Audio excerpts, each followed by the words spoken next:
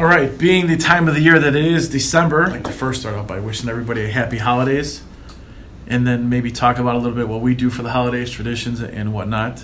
Ken, you do anything special for the holidays, or have any traditions you follow? Well, we have what I would call, I guess, biannual holiday traditions. Okay. So about every other year, all of my in-laws live in the Raleigh, North Carolina area. Mm-hmm. So pretty much every other year, it seems, we go down there. Oh, we enjoy visiting with all of our family down there. This year, we'll be here. So probably taking a few days off, right, between Christmas and New Year's. Nice. So I'll take some days off there. And otherwise, in terms of like traditions, I kind of have two traditions. One is a college football bowl pool that I participate in. So college football bowl games start around there. So I like to watch a lot of college football at the end of the year. And also, we'll take the kids. I have two teenagers now. We'll take them down into Chicago. We'll do a dinner and a show, or a show and a dinner, depending on what day it is, matinee or whatever. So we always enjoy that. So is your family coming in then from North Carolina? Or no. Is it just, okay. So no, we'll would just go out there every other year. We'll miss them. Yeah, maybe next summer we'll go there to North Carolina. But so this year we're apart from that side of the family. Nice. So. How about yourself, Jim? Well, this is actually the kickoff of all of the nights that I'm not home with my family. So, for the most part, one of my favorite holiday traditions, I have two of them, actually three. One of them is I get together with all my friends from childhood. We all get together, go to dinner every year. And it's just such a great tradition because, we're all in our 40s now, and it's just nice to see the guys that all grew up together. We can get together and still hang out, and everyone's in different walks of life. Everything, every different type of job.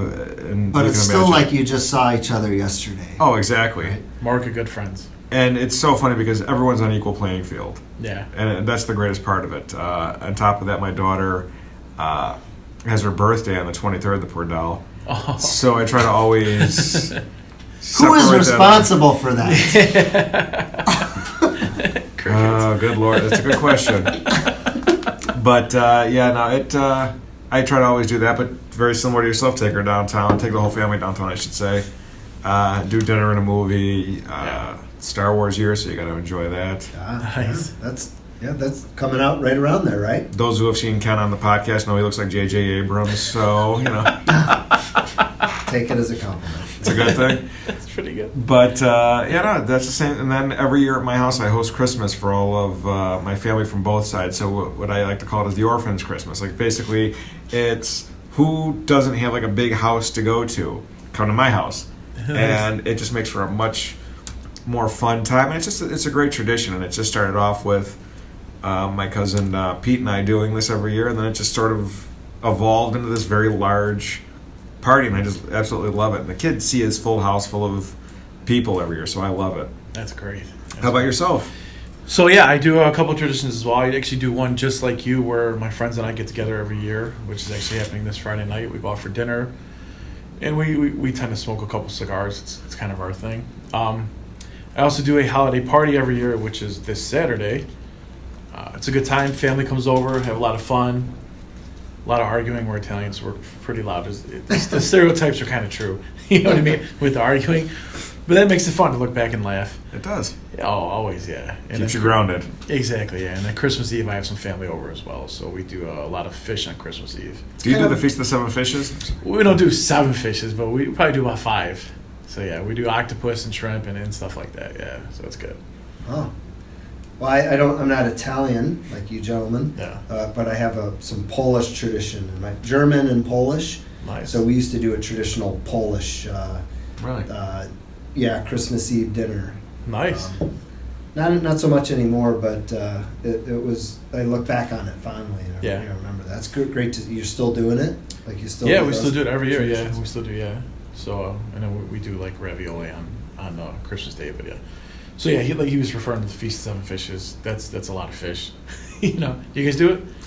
My in-laws do But I have to laugh because my son and daughter are both rather high maintenance, which I do love about both of them. So if they could have 7 fishes, They would do it. oh, they would do it totally. I mean, I don't know, other than lobster, clams, and they would really go all for this and shrimp. But That's awesome. That's great. God But yeah, bless. that's what it's about. It's all about traditions and everything and whatnot. I also looking forward to Ken's football pool, which I haven't won yet.